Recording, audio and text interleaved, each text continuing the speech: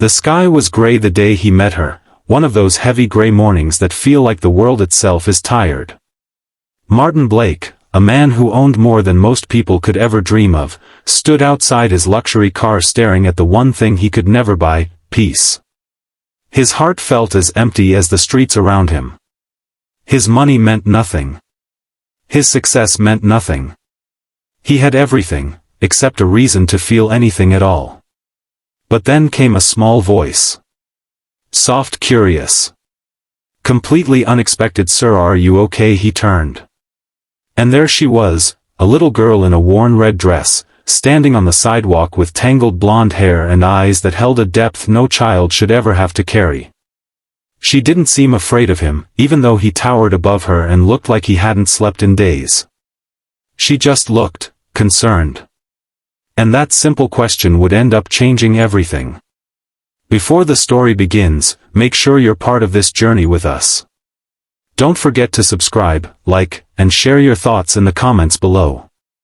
You're watching Kindness Lights, where real stories shine on the power of compassion. Martin had been driving aimlessly for hours that morning. His company had announced record profits.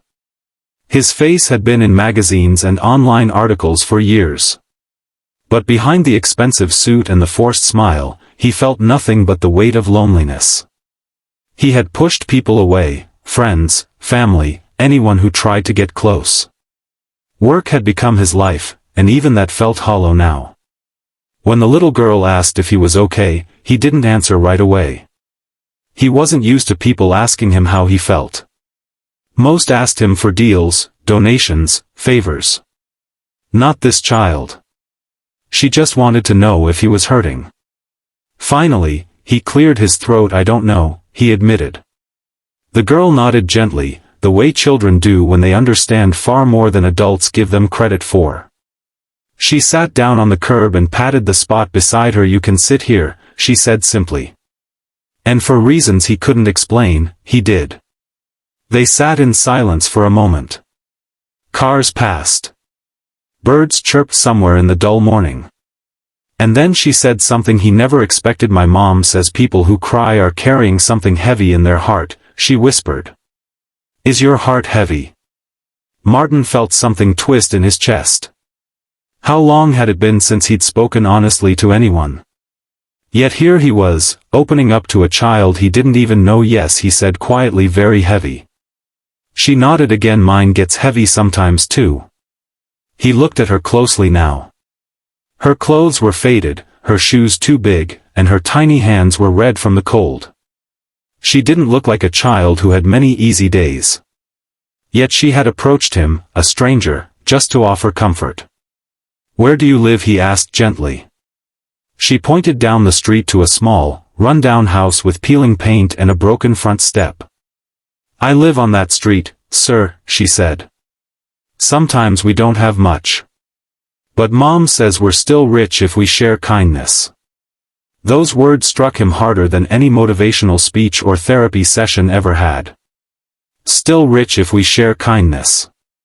Before he could reply, the front door of the little house opened and a tired-looking woman stepped out. She wore an old sweater and looked like life had not been easy on her, but when she saw the girl, she smiled, warm, genuine, full of love. "Lily," she called. "Breakfast is ready."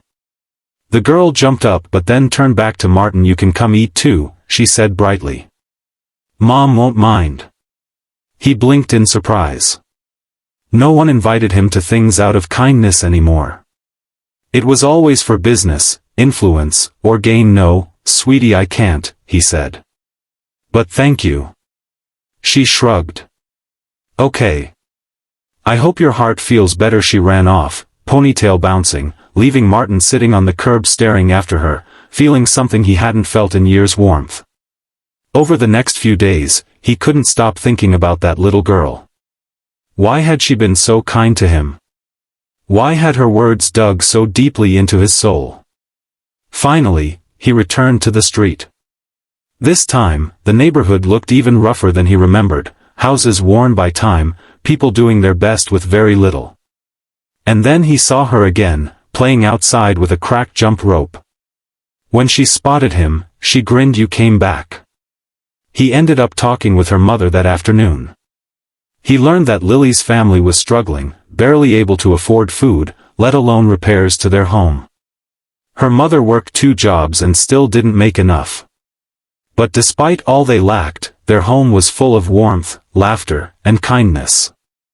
Martin felt something shift inside him. He wanted to help, not out of pity, not out of guilt, but because this family had given him something he desperately needed: hope. Over the next months, he quietly paid for repairs to their home. He set up a scholarship fund in Lily's name.